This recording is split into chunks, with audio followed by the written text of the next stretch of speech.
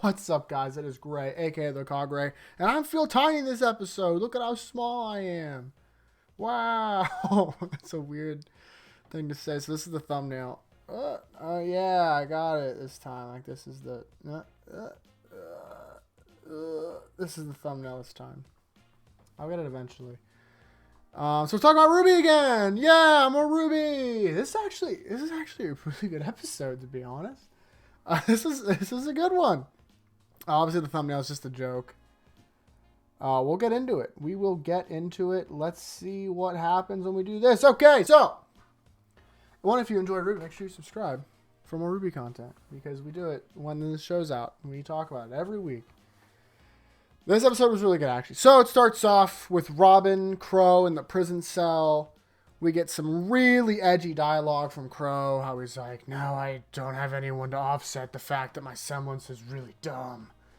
And Robin's like, people didn't like me because my semblance was really weird and like it'd make trust issues. And frankly, I actually really like Robin in this. I like Robin last time was kind of hit or miss for me. I didn't really care, but she's growing on me really quickly. She was like trying to make Crow like smile and stuff, so that was cute. And then Crow's like, "I'm gonna kill the guy who did." That might have been last episode. I don't remember. Basic, whatever. And then Harriet and Marrow come back in. They're escorting Watts. Watts gets done back in his cell. And then Harriet's like, "Blah, blah, blah. We're going to talk smack." Oh, yeah. He's like, "You killed Crow." Or no, "You killed Clover." And Crow. Oh, my God. There's so many Q's and C's. Harriet looks at Crow and is like, "Why'd you kill Clover, you jerk?" And then Crow is like, "I didn't kill Clover. Tyrion did." Sorry, it was just funny because there's so many noises.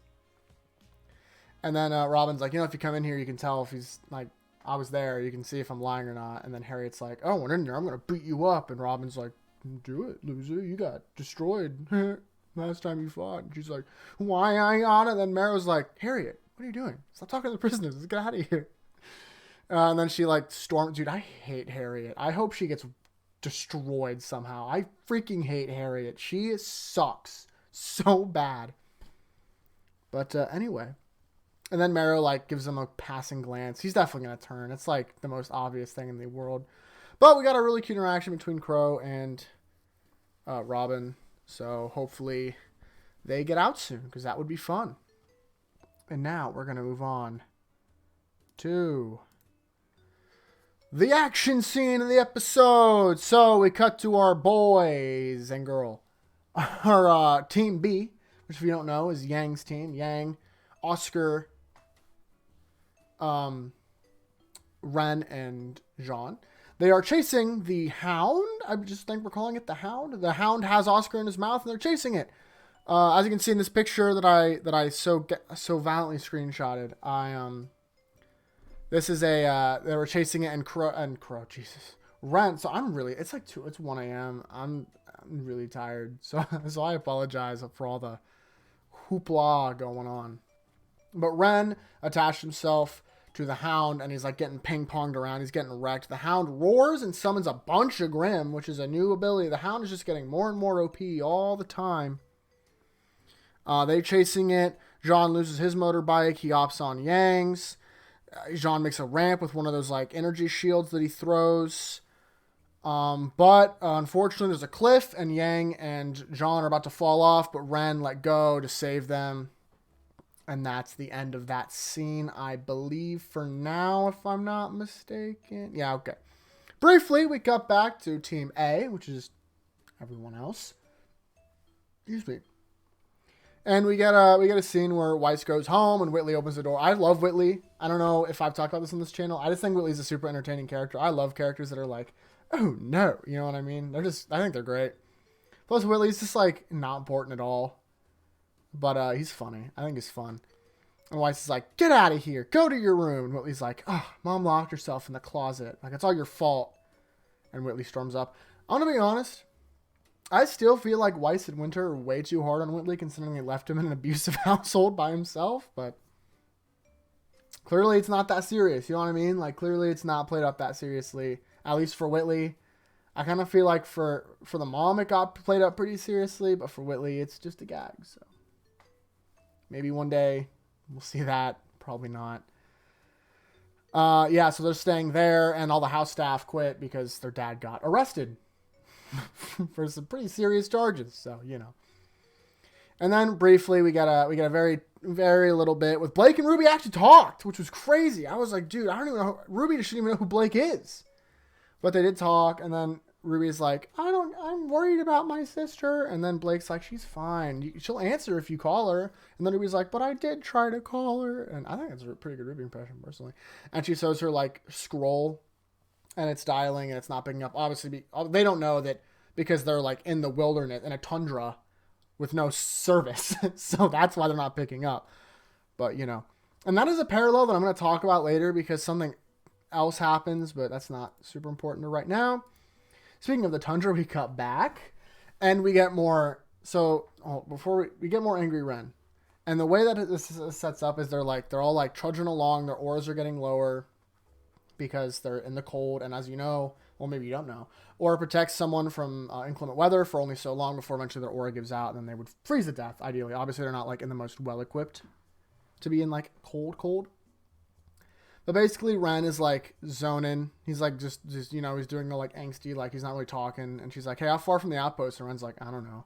She's like, what do you mean you don't know? You didn't see it? And he's like, yeah, but I was thinking about other stuff. She's like, hey, what's your problem, Ren? Why are you being such a jerk? And he's like, he says that they can't, like, they're not equipped to deal with this situation. And they both make pretty good points, to be honest. Yang's like, hey, we took down a Leviathan, and like, blah, blah, blah. And then, Ren's like, everything we do pretty much gets worse. Like, every time we're in a situation, like, we shouldn't be doing all this. The only reason we took on Leviathan was because we had outside help. And they both make fairly valid points. And then John's like, guys, stop. And then Ren's like, you cheated your way into Beacon. And I was like, whoa! Ren just threw him under the bus. But apparently, well, basically he just says that. And then Ren, like, very quickly realizes that he said something he probably shouldn't have. But then is like, but he doesn't apologize. He just stops talking. And then John's like, fine, whatever, you guys can argue, but we got to get out of the snow. And they move along. To be continued in the next scene. Forgot the screenshot that I took for this scene. Well, Oscar gets taken to Salem. And Salem talks to him a little bit. He's like, she calls him Ozma, obviously, because that's Ozpin's name before. It was Ozma. Weird. I don't like the name Ozma, but whatever. He's like, hey, like, where's the relic? And then Oscar's like, you know, I don't know anything about that. And then she's like, no, that's fair. How to use the lantern? He's like, hey, is that a wishes? Or it's out of wishes. She's like, well, that sucks to be you, so you need to tell me how to do it. And then she does the mat. So this is, I was like, why is it rainbow if it's Grimm? I don't think this is Grimm magic. I think this is like her when she was a wizard magic. You know what I mean? That makes sense? Before she was like evil and grimmy. Because she was a wizard, right? She was a sorcerer or whatever. So I think this is that magic, which is really cool. And it looks sweet. I don't know. I like rainbows, and that just looks really cool. The colors are very pleasing to me. But she basically tortures Oscar. Before all this happened, by the way, Ozpin in Oscar's head was like, don't worry, we're going to be okay. And then not only does she like lightning Oscar, she's like, hey, if you're not going to talk, whatever. And then Hazel walks in and is like, crack, crack, crack, crack. You know what I mean? He's like, I'm going to beat you up now. And Hazel just beats the... It's just so rough. Poor Oscar, man. He does not deserve this at all. But yeah, that's what they are. There is more to the scene. We see Salem leaving, and then Cinder's there, and she's like, what do you want, Cinder? And Cinder's like, I want to go out and stop Ruby from doing the plan. She's like, shut up. I'll tell you when to move, okay? Like, stop. And then, like, the Hound gets up, and she's like, what's that? And she's like, this is my experiment. Sorry, my sock is getting a little messed up. He's like, this is my experiment, which I am going to talk about that at the end of this episode, too, because there's a theory going around, and I don't like it. But we'll see. What was I saying? Oh yeah, and Neo's there, and then like the Hound like snarls at Cinder, and she like backs up.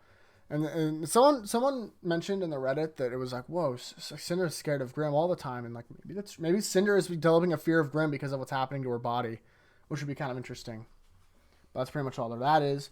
And then we see Cinder and Neo going to a ship, and she's like, "It's going to be in and out adventure real quick. We're just going to stop them. We're like Salem's not even going to know that we're gone." And then Emerald's like, "I want to go," and she's like, "Fine, whatever, just like get in." Bum no Mercury. Truthfully, I'm a little bummed out that there's no Mercury there because I love Mercury and I want more of him, but This mission's gonna go awry. It's gonna be someone's fault, and I think it's gonna be funny if it's gonna be like Emerald's, because then Cinder's gonna hate her even more. Eventually, I think Emerald's gonna realize that Cinder's not worth caring about, and I hope it's soon, because Cinder just sucks, just the worst. And that scene wraps up, and then we're left with, I believe, the last scene. Yes, so we go to the outpost that they were at. Jean gives a little bit of a talk to Ren, and Ren just kind of doesn't say anything. He just like leaves and sits outside to gloom. And then Yang is like, hey, like, we don't care about the fact that, like, you cheated your way. You've proven yourself by now. Like, we all know that, just so you know. And John's like, cool. And she's like, hey, I'm almost done fixing the bike, so if you just want to catch some shut-eye, that'd be a good idea. I'll make sure Ren doesn't freeze to death outside. And then Yang, this is the part where there's some contestant in community about this part, because Yang's like, do you think she cares? And like, as soon as she said, "Do you think she?" I'm like, she's talking about Blake. Like, do you think she cares that, like, we went against what they were doing? And he's like, no. And John's like, Ruby's your sister. She'll love you no matter what. And Yang's like, yeah, Ruby. And of course, I rolled my eyes when this happened, because, like, you know what I mean. But there's actually a bigger problem with this than it's the fact that it's Bumblebee related for me. Like, at this point, like, I gotta get over it. It's happening. Sad to say, like, Bumblebee's just happening. That's all there's to it. But the problem that other people are upset is because the vice versa to this of RWBY, the mirror of RWBY worrying about Yang was RWBY. Like, it was RWBY that was like, I'm worried about Yang, and I'm worried about what she thinks, blah, blah, blah. I'm concerned for my older sister. And Yang was not concerned about her sister. Well, at least not, like, openly concerned about her sister. She was concerned about Blake. And the reason some people are having trouble with this, and the reason I don't like it as much, is because the beginning of this season was definitely was setting up that they were going to be, like, parallels against each other. Like, it's because they were fought, and they both, like, took their own teams and went their separate ways. Sorry, I don't want to punch my mic. And this was not that. This was definitely more of a Ruby's worried about Yang, and Yang's worried about her girlfriend. And it upsets some people. Whatever. I've already accepted that Yang and Blake kind of is going to be the weaker part of the show for me. Nothing like, it wasn't like too stupid for me. Not like last season where the moments, like the Bumblebee moments, made me want to, like, gag. This was just like, it's in the show. It's just how it is. So that's pretty much that. Now, real quick, I'm going to talk about the Hound. So there's a theory going around that the Hound is, because you said an experiment. I don't necessarily think this is true, mainly because I don't want it to be true. But we have not seen Tyrion since the Hound's introduction. And Tyrion was the most loyal. So people are thinking that maybe she turned Tyrion to the Hound. I don't think this is true. I just feel like we would be getting a little bit of Tyrion in there at all at some point. And it doesn't seem it seems way too mission-minded. But then, then again, Tyrion was, so I guess that's a bad argument. I don't know. I just feel like he'd be like not a hound. He'd be like a scorpion thing. I don't know. I really don't know. But so far, sorry, my webcam got all out of focus there for a second. We have not seen Tyrion since the Hound introduction at all.